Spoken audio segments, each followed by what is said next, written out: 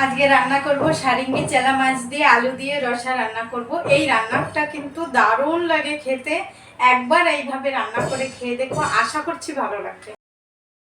মাছ ধুয়ে লবণ হলুদ মেখে রেখেছি, কেটে বেছে রেখেছি। দেখো সারিঙ্গি চেলা। কড়াই গরম হয়ে গেছে, মাছগুলো ভেজে নিই। মাছগুলো দেখো ভাজা হয়ে গেছে, আমি এখন তুলে নেব। প্রথমে দিয়ে দেবো আমি জিরে, একটা টমেটো কুচি, সরু সরু করে কেটে রাখা আলু। আমি 2 মিনিট ভাজা ভাজা করে নিয়েছি। এখন দিয়ে দেবো জিরে ধনে আর লঙ্কা বাটা।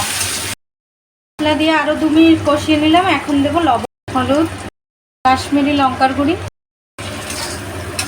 এখন আমি ভালোভাবে কষাবো।